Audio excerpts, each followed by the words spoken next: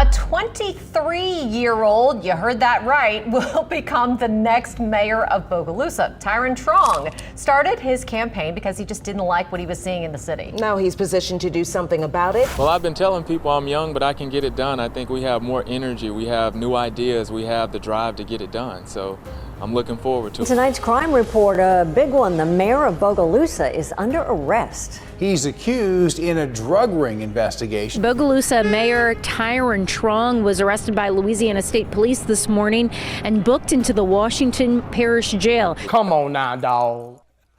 Come on, man.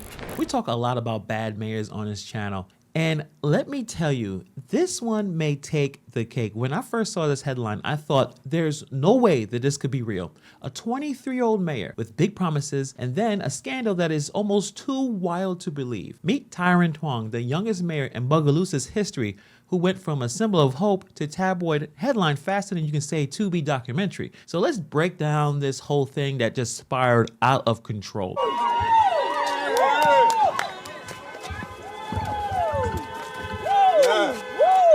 So before we dive into Tyrin Truong's journey, let's take a quick look at Bogalusa. It's nestled in Louisiana. Bogalusa is a small city with a population of just about 11,000. Once a thriving mill town, is now battling high crime rates, poverty, and the dwindling opportunities for its residents. The city has been crying out for change, and that's when Truong's story begins. Truong didn't just wake up one day and decide to be mayor. His journey started with frustration. While studying at Washington University in St. Louis, he kept hearing horror stories from back home about Bogalusa's crumbling state. Crime is out of control. Opportunities for young people just seem to be non-existent. So Truong returned to his hometown with one mission: to fix the mess. I just wanted to come home and make a difference, use my skill set to bring more to the table. And let's be real, not everyone was buying it. A 23-year-old running the city, the skeptics were out there in full force. Community leaders laughed him off, calling him too green and unfit for leadership. His message of change struck a chord with voters tired of the same old, and against the odds, he won, taking 56% of the vote. You always have to meet with community leaders. That's the first thing that you do with somebody who's running for office, and more than one laughed at me in my face when I said that I was running for mayor. Truong won big over incumbent Wendy Perrette in an election upset. He garnered 56% of the vote, while Perrette came in third with 20%. Everybody talked about, oh, he's too young, but young people can lead, and I look forward to serving. Pretty impressive for a guy that was probably still getting carded at the bar. As said before, Bogalusa wasn't exactly a vacation hotspot when Truong took office. Violent crime was skyrocketing, with one particular tragic shooting outside a high school basketball game, leaving one student dead. The city was desperate for leadership that could bring real change, and Truong seemed like the guy to do it. He promised special city council meetings to tackle the violence, more funding for youth programs, and a shift towards community policing. People were cautiously optimistic. Maybe, just maybe, this kid could pull off. But even before his arrest, Truong was navigating a minefield. He faced constant clashes with city officials who were less than thrilled at his bold and often controversial reform plans. Truong's push for transparency and his outspoken stance on cracking down on long-standing political favors didn't sit well with the old guard. His proposed youth programs and community policing initiatives, while appealing to many, drew skepticism and resistance from others who questioned their feasibility. On top of that, the city was deeply divided. To his supporters, Truong was a symbol of change, a fresh face willing to shake up the establishment. But to his critics, he was too young, too inexperienced, too brash to handle the complexities of running a city. This division often played out publicly, with heated city council meetings and a mounted tension that made any progress feel like a hard-fought battle. It was a balancing act, and one wrong move can topple everything, which, as we know, it did. Because if you're being talked about on this channel, you already know where this is going. Here we go. Somebody going to jail. According to Louisiana State Police, Truong was booked on multiple charges, including drug trafficking, soliciting prostitutes, and unauthorized use of a car. Oh, you are in trouble. And they say at least 6 others who may have ties were also arrested. For now, City Council President Gloria Kate was taking over. About half a dozen Louisiana State troopers arrived at Bogalusa City Court Tuesday morning after announcing the arrest of the city's mayor, Tyrin Truong.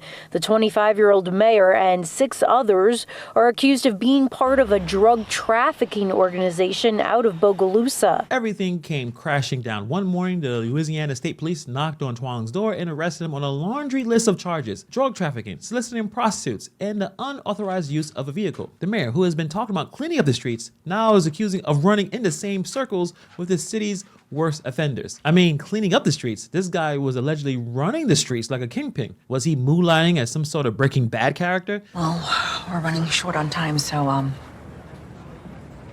do you want drugs? Do you want drugs?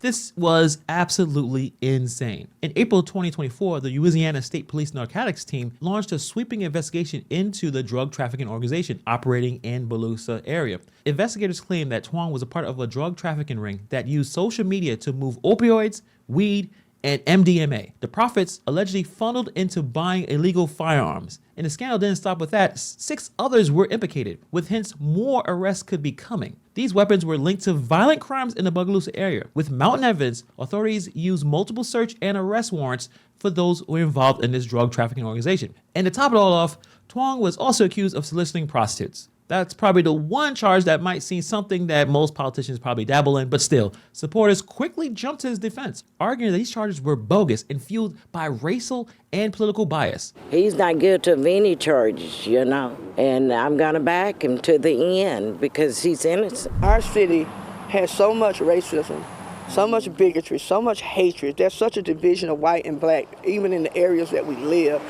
There's so much that it's an embarrassment. We're very grateful for this mayor, and it's just ridiculous. The arrest sent Bogalusa into a frenzy. Truong managed to post a $150,000 bail and stayed on as mayor, but the city council wasn't about to sit back and just watch the circus. They had an emergency meeting and appointed someone else as the interim mayor to keep the wheels turning. Meanwhile, outside City Hall, Truong supporters showed up in droves, not drones, chanting his name and waving signs declaring his innocence. The city was split down the middle, some wanted him gone immediately, while others urged patience until the courts decide his fate. So apparently Bogalusa has a history of messy politics and some racial tensions. Instead, his arrest reopened old wounds and sparked new debates about who's holding power in this city. Some of the city council meetings turned into shouting matches with arguments over budget freezes and spending priorities halting progress. The mayor of the town, Tyrin Truong, says he'll be pressing charges because he doesn't take threats lightly. Yeah, so I've really struggled with the decision, but I've chosen to move ahead and press charges because we have to set an example and let our kids know that this type of behavior is not okay. Things got heated at Tuesday night's Bogalusa City Council meeting when agenda item number 8 came up, discussing a city spending freeze. I heard what I heard. We were going back and forth about why we shouldn't implement the freeze. And a council person got up and stated, you know, I don't have time for this. So they walked out, and on their way out the door turned around and said, I got a double-loaded shotgun. That alleged threat made by Councilwoman Penny Douglas, catching everyone in attendance off guard. Yeah, that was wrong. Council lady at large talking about a double-barrel shotgun, threatening, making threats towards the mayor. The council's decision to freeze non-essential spending only made things worse, putting the brakes on the very programs Truong had championed to help the community. The big question hanging over all this: are these charges legit or Truong being set up? His supporters have thrown around plenty of theories, from political sabotage to deep-seated racial bias in Bogalusa's leadership. Others argue that this mess is just another chapter in the city's long history of corruption and dysfunction. So following his arrest, Truong took to social media writing, "When you're cutting contracts, shutting down favors, and exerting influence, shaking things up, exposing the truth, you become a target. I pray that God reveals every person that had their hand in this, and there are many. If you think I ran a drug operation and other accusations, you are sadly mistaken. Those who know me, and I'll let God and my attorney handle the rest." His words only fueled the speculation and divided opinions. The question remains, how exactly could someone be set up for something this elaborate? Was he forced to solicit a prostitute? Did the drugs and firearms conveniently fall into his lap? The idea of framing someone on charges this serious will require a masterclass in deception and resources that rivals, I don't know, the federal government. I have no idea. Yet, his supporters insist that the system is rigged, pointing to potential vendettas within the political establishment. Whether you side with political theories or believe in his innocence,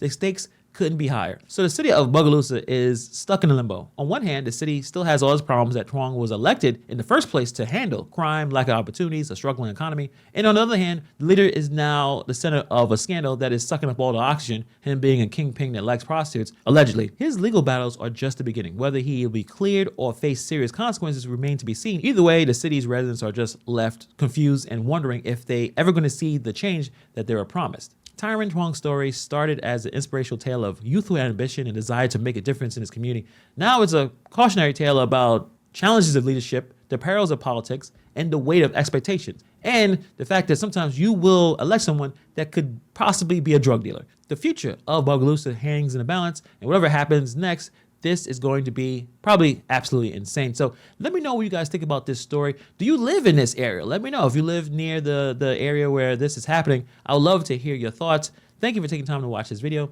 and I'll see you guys in the next video.